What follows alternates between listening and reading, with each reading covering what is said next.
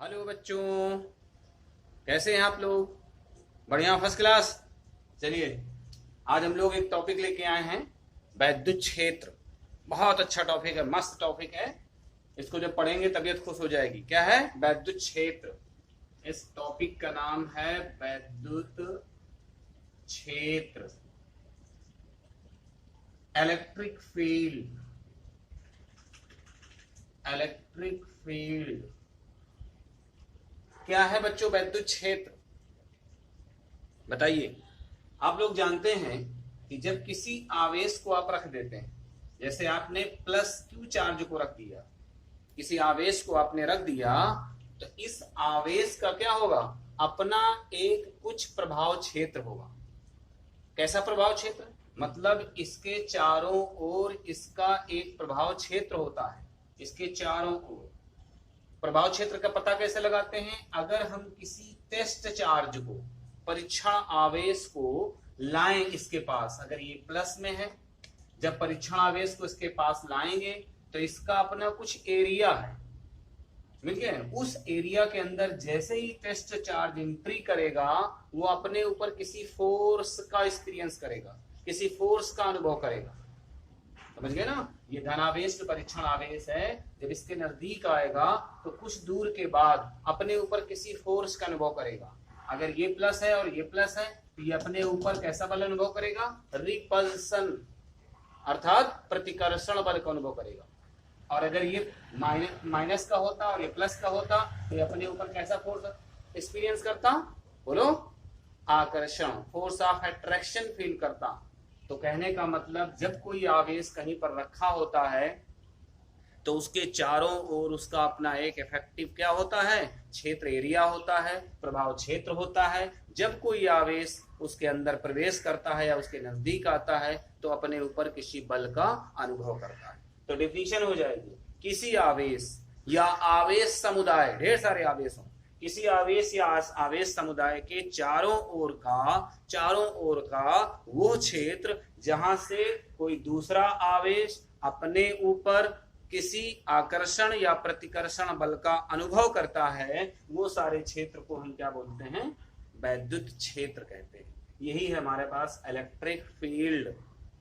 Understand? ये हो गई इलेक्ट्रिक फील्ड के डिफिनीशन, बिल्कुल सिंपल तरीके से, कोई रटने वाला काम नहीं। क्या कहेंगे? किसी आवेश के चारों ओर का वो क्षेत्र जहां पर कोई परीक्षण आवेश या दूसरा आवेश अपने ऊपर किसी बल का अनुभव करे, तो वो सारा एरिया क्या कहलाता है? वैद्युत क्षेत्र कहलाता है। अब आती है कि वैद्युत क्षेत्र की जो इंटेंसिटी होती है, उसकी जो कैपेसिटी है, पावर है, क्षमता है, जो एरिया है आपका क्षेत्र पैदा हुआ किसी चार्ज के कारण, उसके चारों ओर जो क्षेत्र पैदा हुआ वो इलेक्ट्रिक फील्ड है। अब वो इलेक्ट्रिक फील्ड के अंदर कितनी कैपेसिटी है उसको निकालना है। तो उसको कैसे निकालते हैं? It is denoted by capital E. इसको कैपिटल ई से डिनोट करते हैं। अब मैंने कहा था कि परीक्षण आवेश को जब लाते हैं तो किसी न किसी बल का अनुभव करता है, तो जो भी बल का अनुभव करता है उसे एफ लिख देते हैं। और जो परीक्षण आवेश अपने ऊपर फोर्स का अनुभव कर रहा है उसको क्या लिख देते हैं? इसके अपान में लिख देते हैं। तो किसी परीक्षण आवेश पर लगने वाले बल और परीक्षण आवेश के अनुपात को उस पॉइंट की वैद्युत क्षेत्र की तीव्रता कहते हैं। उस पॉइंट पर वैद्युत क्षेत्र की तीव्रता कहते हैं। जैसे ये तुम्हारे पास क्या था? वैद्युत क्षेत्र फैला हुआ था। अब तुमको चाहिए कि इस पॉइंट पर हम इसकी तीव्रता निकालेंगे। ये जो क्षेत्र फैला हुआ है इसकी हम इंटेंसिटी कहाँ पे निकालेंगे? इस पॉइंट पे निकालेंगे। ये जो परीक्षण आवेश ला रहे हो, इसके ऊपर जो बल लग रहा है और परीक्षण आवेश का जो रेशियो आएगा, अनुपात आएगा, वो क्या कहलाएगा? उस पॉइंट पर इलेक्ट्रिक फील्ड की इंटेंसिटी कहलाएगी, इंटेंसिटी ऑफ इलेक्ट्रिक फील्ड कहलाएगी, अर्थात वैद्युत क्षेत्र की तीव्रता कहलाएगी। इस तरीके से हम इसकी क्या निकाल देते हैं? इंटेंसिटी निकाल लेते हैं, इसकी कैपेसिटी निकाल लेते हैं, कितना स्ट्रांग है, तो ये निकालेंगे। ओके, तो वैद्युत क्षेत्र की तीव्रता की परिभाषा क्या हो जाएगी? जब किसी परीक्षण आवेश को अनंत से या बाहर से वैद्युत क्षेत्र के किसी बिंदु तक लाते हैं तो उस बिंदु तक लाने में लगने वाले बल और परीक्षण आवेश के अनुपात को वैद्युत क्षेत्र की तीव्रता कहते हैं। इसका यूनिट क्या बन जाएगा? यूनिट इसी से बना लेंगे। इसका यूनिट क्या बनेगा? न्यूटन अपॉन इसका क्या बनेगा? कूलम, तो न्यूटन प्रति कूलम। ठीक। अब इसकी डायमेंशन अगर लिखना है आपको, बीमा लिखना है तो भी लिख दीजिए। बीमा लिखना है तो ई की बीमा हमको लिखना है, तो कैसे निकाल लेंगे बच्चों? एफ की बीमा होती है ml t की पावर -2 अपॉन में से क्यू नॉट क्या है 80, इसकी बीमा होती है। अब इनको ऊपर भेज दीजिए तो एम और कितना हो जाएगा एल, है ना, और टी की पावर हो गई, ये ऊपर जाके माइनस है किसके साथ ऐड हो जाएगी माइनस के 3 ए की पावर, ये इसकी बीमा होगी। डायमेंशन ऑफ टी की निकाला गया। ठीक है, इस तरीके से हमने डायमेंशन ऑफ टी निकाल लिया। सबसे पहले हमने आपको बताया इलेक्ट्रिक फील्ड क्या है, वैद्युत क्षेत्र क्या है, फिर इसके बाद उसकी इंटेंसिटी निकाली, उसकी तीव्रता निकाल लिया, इसके बाद हमने बीमा निकाल लिया, उसका यूनिट निकाल लिया, है ना। अब इसके बाद में हम लोग क्या करते हैं, ये जो वैद्युत क्षेत्र होती हैं तो वैद्युत क्षेत्र बल रेखाएं होती हैं, इलेक्ट्रिक लाइंस ऑफ फोर्स, वैद्युत बल रेखाएं, वैद्युत बल रेखाएं, वैद्युत बल रेखाएं, electric lines of force, electric lines of force, वैद्युत बल रेखाएं बच्चों क्या है।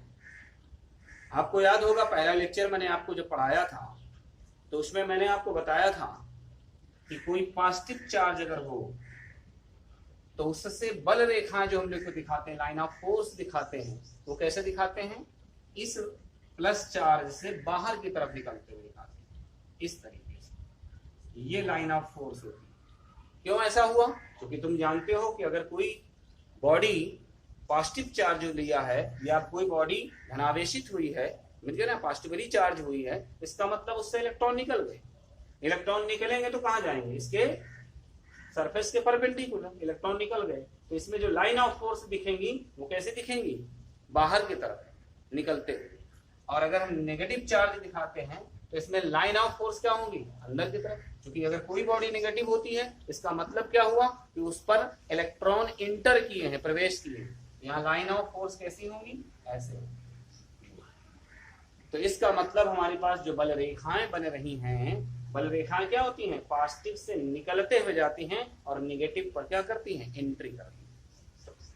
अब हमारे पास देखना ये होगा कि जो इंटेंसिटी ऑफ इलेक्ट्रिक फील्ड है वो चार्ज के नजदीक होता है क्या चीज, मैक्सिमम, और चार्ज से जैसे जैसे दूर जाएंगे तो वो क्या हो जाएगा, मिनिमम हो जाएगा, क्योंकि इसका फार्मूला हमारे पास ही होता है। अभी हम निकालेंगे किसी पॉइंट पे चार्ज के कारण इलेक्ट्रिक फील्ड, तो इसका फार्मूला निकलता है E = 1/4πε0 × Q/r²। अगर हम इसको कांस्टेंट मान लें पूरे को, तो यहाँ E प्रोपोर्शनल क्या हो गया, r²। E की वैल्यू डिस्टेंस पर डिपेंड करती है, अगर चार्ज से हम दूर जा रहे हैं तो E का वैल्यू क्या हो जाएगी, कम हो जाएगी। तो बच्चों अगर हम क्या करते हैं, पॉजिटिव चार्ज से या चार्ज से हम क्या करते हैं, दूर जाते हैं तो E की वैल्यू घटती है। फार्मूला क्या बताता है, इनवर्सली प्रोपोर्शनल, वो भी स्क्वायर का, तेजी से घटती है। जैसे जैसे R की वैल्यू आप क्या करोगे, बढ़ाओगे, ये चार्ज है, इस चार्ज से दूर जाओगे, थोड़ा दूर बढ़ोगे तो E की वैल्यू बहुत तेजी से घटेगी। इसी प्रकार से जब हम क्या करते हैं, अगर हम किसको नजदीक लाते हैं, R को कम करते हैं, तो E की वैल्यू तेजी से क्या होता है, बोलो, बढ़ता है। फिर दोबारा सुन लीजिए, अगर हम क्या करते हैं, चार्ज से दूर जाते हैं तो E की वैल्यू तेजी से घटती है, इनवर्सली प्रोपोर्शनल। दूरी बढ़ेगी तो E की वैल्यू घटेगी, और हम क्या करेंगे, चार्ज के पास आएंगे तो E की वैल्यू क्या हो जाएगी, बढ़ जाएगी। ये बात क्लियर हो गया। तो इस प्रकार बच्चों चार्ज के नजदीक अगर हम देखें तो intensity of electric field maximum होती है और चार्ज से दूर क्या होती है, मिनिमम होती जाती है। ठीक है ना। तो इस प्रकार से हमारे पास ये पॉजिटिव चार्ज है और ये नेगेटिव चार्ज है, इसमें लाइन ऑफ फोर्स हम दिखाएंगे। तो इमेजिन करते हैं, कल्पना करते हैं कि प्लस से निकलती हैं और माइनस पर क्या होती हैं, समाप्त हो जाती हैं। तो इस तरीके से हम लोग लाइन ऑफ फोर्स दिखा सकते हैं, ऐसे करके दिखा सकते हैं कर्व के फॉर्म में। जब यहाँ से निकलेंगी तो इसके सरफेस से परपेंडिकुलर, यहाँ पर जब एंट्री करेंगी तो इसके सरफेस के परपेंडिकुलर एंट्री करती है, लेकिन बीच में यहाँ पर कर्व के फॉर्म में होती है, इस तरीके से।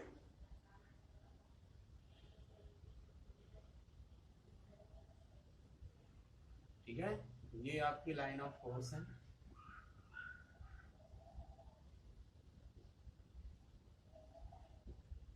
ये लाइन ऑफ फोर्स है, देख रहे हो कि यहाँ पर जो है लाइन ऑफ फोर्स क्या है, लाइन ऑफ फोर्स यहाँ पर क्या है, नजदीक नजदीक है, तो इंटेंसिटी यहाँ क्या होगी, ज्यादा। यहाँ पर भी नजदीक नजदीक है, इंटेंसिटी क्या होगी, ज्यादा। यहाँ लाइन ऑफ फोर्स के बीच की डिस्टेंस क्या है, ज्यादा है, इसलिए यहाँ पर क्या होगी, इंटेंसिटी क्या होगी, कमजोर होगी, इसकी तीव्रता क्या होगी, कमजोर होगी, अर्थात वीक होगी, कमजोर होगी। अगर हम यहाँ पर क्या करें, एक टेंजेंट खींचते हैं किसी भी पॉइंट पर, एक टेंजेंट खींच दिया जाए, तो ये टेंजेंट क्या बताता है, जो भी चार्ज यहाँ पे रखा होगा उसके चलने की दिशा को इंडिकेट करता है, अर्थात इस चार्ज पर लगने वाले फोर्स के डायरेक्शन को इंडिकेट करता है। अभी मैंने फार्मूला आपको बताया था, E = F में Q नॉट, चूंकि ये वेक्टर क्वांटिटीज है, ये भी वेक्टर क्वांटिटीज है आपका, तो जो E की डायरेक्शन होगी वही क्या होगी, F की डायरेक्शन, है ना। तो ये जो हम लोग टेंजेंट खींचते हैं स्पर्श रेखा, अगर हम बल रेखाओं पर कोई स्पर्श रेखा खींच दें तो वो क्या बताती है, उस आवेश के चलने की दिशा को बताती है। तो एकांक आवेश, ये एज्यूम क्या नाम है, एक परिकल्पनाएं हैं हमारे पास, यहाँ पर क्या है, इमेजिन है, परिकल्पनाएं हैं, ये हमारे पास जो बल रेखाएं निकल रही है क्या है, इमेजिन है, समझ गए ना, फिजिक्स हमारी क्या है, इमेजिन से ही ज्यादातर चलती है। ये हमारे पास क्या है, बल रेखाएं, और इन बल रेखाओं के या लाइन ऑफ फोर्स पर हम लोग, ठीक है, तो लाइन ऑफ फोर्स पर हम लोग क्या करते हैं, अगर कोई भी टेंजेंट यहाँ पर खींच दें तो क्या निकलता है तुम्हारे पास, उसके डायरेक्शन को रिप्रेजेंट करता है, किसके, ई के डायरेक्शन। अंडरस्टैंड, चलते हैं हम लोग फिर से आगे बढ़ते हैं। तो ये हमारे पास लाइन ऑफ फोर्स हो गई, बल रेखाएं हो गई।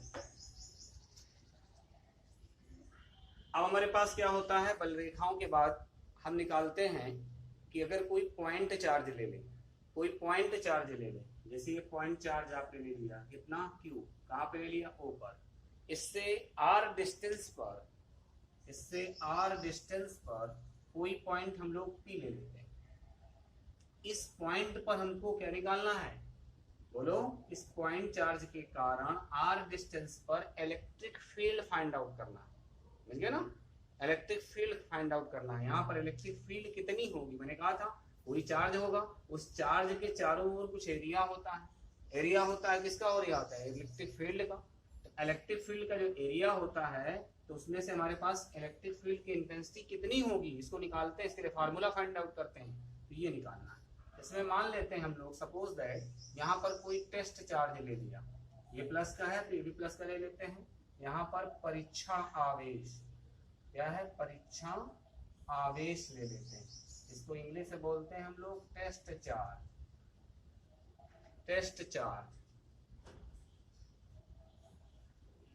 ठीक है ना, ये टेस्ट चार्ज हो। अब बच्चों आप जानते हो कि ये जो टेस्ट चार्ज है वो अपने ऊपर किसी न किसी बल का अनुभव करेगा, कैसा बल होगा, रिपल्सन, रिपल्सिव होगा। रिपल्सिव क्यों होगा बताइए आप, ये भी प्लस, ये भी प्लस, तो ये तुम्हारे पास क्या होगा, force act on Q not due to Q, point charge है ना, पॉइंट चार्ज के द्वारा Q नॉट पर लगने वाला बल कैसा है, रिपल्सिव है, अर्थात प्रतिकर्षित बल है F। ये तो मैं F की वैल्यू निकाल लूंगा, किससे निकाल लूंगा, फ्रॉम कूलम्स लॉ, कूलम के नियम से मेरे पास कितनी होती है, F = 1/4πε0। अगर इन दोनों चार्जों के बीच में एयर मीडियम है या वैक्यूम है, निर्वात है या वायु भरी हुई है, तो यहाँ पर हमारे पास यही लिखा जाएगा। और अगर इनके बीच में कोई मीडियम है, माध्यम है, कोई यहाँ पर क्या है, डायरेक्ट्रिक रख दिया जाए, है ना, कोई हमारे पास यहाँ पर इंसुलेटर रख दिया जाए, कुचालक रख दिया जाए, तो उसका हमारे पास क्या है, डायरेक्ट्रिक कांस्टेंट कितना आ जाता है, K आ जाता है, उसकी वैल्यू यहाँ पर K आ जाती है। तो अगर मान लेते हैं कि मीडियम है यहाँ पर, तो K आ गया 1/4πε0K, और Q1 Q2 upon R², T1 की जगह में Q, Q2 की जगह में Q नॉट अपॉन में से R²। ये हो गया तुम्हारे पास, क्या हो गया, Q नॉट पर Q के द्वारा लगने वाला बल, ये निकाल लिया। ये कौन सा इलेक्ट्रिक फोर्स है, और वो भी कैसा है, रिपल्सिव है, प्रतिकर्षित है, प्रतिकर्षित कर रहा है। इसके बाद में क्या निकालेंगे हम लोग, पॉइंट P पर इलेक्ट्रिक फील्ड के डिफिनीशन से, पॉइंट P पर इलेक्ट्रिक फील्ड की डिफिनीशन क्या कहती है, E = F अपॉन में Q नॉट, है ना। फ्रॉम इक्वेशन फर्स्ट से हम लोग F की वैल्यू पुट कर देते हैं, तो E = 1/4πε0 K, है ना, और यहाँ कितना हो जाएगा, Q नॉट अपॉन में R², और पूरे का अपॉन कितना हो गया, Q नॉट, Q नॉट से Q नॉट क्या हो गया, मर गया। इसके बाद देखिए E = कितना बचा, 1/4πε0 इंटू में Q अपॉन R²। तो बच्चों ये फार्मूला हम लोगों ने फाइंड आउट कर लिया, किसी पॉइंट चार्ज के कारण R डिस्टेंस पर हमने इलेक्ट्रिक फील्ड फाइंड आउट कर ली, electric field due to point charge, understand, ये हो गया। यहाँ पर के भी है। अब अगर हमारे पास यहाँ वायु या निर्वात होता तो के की वैल्यू हमने क्या बताया था, वायु निर्वात के लिए के की वैल्यू 1 होती है ना, फॉर वैक्यूम। तो हमारे पास क्या हो जाएगा, वायु या फिर निर्वात के लिए के इक्वल टू कितना 1 पुट कर दें, तब ई की वैल्यू आ जाएगी 1/4 पाई एप्सिलॉन नॉट और क्यू अपॉन में कितना r²। ये आप लोगों ने निकाल लिया। तो r डिस्टेंस पर किसी पॉइंट चार्ज के कारण, किसी बिंदु आवेश के कारण हमारे पास इलेक्ट्रिक फील्ड ये निकला। Understand, electric field. अब आप समझ लीजिएगा बच्चों कि इलेक्ट्रिक फील्ड की जो डायरेक्शन होती है वो एफ की डायरेक्शन में होती है। अगर ये तुम्हारे पास टेस्ट चार्ज या परीक्षण आवेश प्लस का है तो इलेक्ट्रिक फील्ड क्या होगी, हमेशा पॉइंट चार्ज से क्या होगी, दूर होगी, क्योंकि इसमें कैसा फोर्स लगता है, प्रतिकर्षण। इसी प्रकार से हमारे पास अगर ये नेगेटिव होगा तो इलेक्ट्रिक फील्ड की डायरेक्शन क्या होगी, उस पर लगने वाले फोर्स के डायरेक्शन के अपोजिट होगी। ठीक है ना। तो इलेक्ट्रिक फील्ड हमेशा, जब भी अगर हम आपसे कहें इलेक्ट्रिक फील्ड की डायरेक्शन जो होती है, आप गौर से देखें, ये प्लस है और ये माइनस है, ये लाइन ऑफ फोर्स है। अगर यहाँ पर हम लोग टेंजेंट खींच देते हैं तो ये टेंजेंट हमारे पास क्या होता है, इलेक्ट्रिक फील्ड के डायरेक्शन को रिप्रेजेंट करता है। ठीक है ना। तो इलेक्ट्रिक फील्ड की डायरेक्शन से क्या पता चल रहा है कि हमेशा पॉजिटिव चार्ज से अवे होती है, away from the positive charge electric field की डायरेक्शन। और क्या होती है, नेगेटिव चार्ज की टुवर्ड्स होती है, नेगेटिव चार्ज की ओर होती है। अर्थात इलेक्ट्रिक फील्ड हमेशा प्लस चार्ज से दूर दिखाई जाएगी और माइनस चार्ज की ओर दिखाई जाएगी। ये पॉइंट आप लोग याद रखिएगा। ठीक है। तो बच्चों आज हम लोगों ने क्लियर कर दिया आपको what is electric field, electric field क्या है ना, इलेक्ट्रिक फील्ड की इंटेंसिटी कैसे फाइंड आउट करते हैं और विद्युत क्षेत्र की तीव्रता कैसे निकालते हैं, विद्युत क्षेत्र की तीव्रता में, फिर इलेक्ट्रिक फील्ड की डायरेक्शन, लाइन ऑफ फोर्स, विद्युत बल रेखाएं, फिर क्या है electric field due to point charge, किसी बिंदु आवेश के कारण। जैसे पूरा गोला है, इस गोले पर जो आवेश हम दूर से देखेंगे तो बिंदु के रूप में दिखाई देगा, है ना। तो एक पॉइंट चार्ज ले ले छोटा सा, उससे r डिस्टेंस पे 5 सेंटीमीटर की दूरी पर, 20 सेंटीमीटर की दूरी पर इलेक्ट्रिक फील्ड का फार्मूला क्या निकलता है, ये हमने आपको बता दिया। ठीक है ना। और इसके डायरेक्शन के बारे में क्लियर कर दिया। तो आज का काम यहीं तक रखते हैं। इसी तरह से मेहनत करते रहिए, पढ़ते रहिए। Best of luck.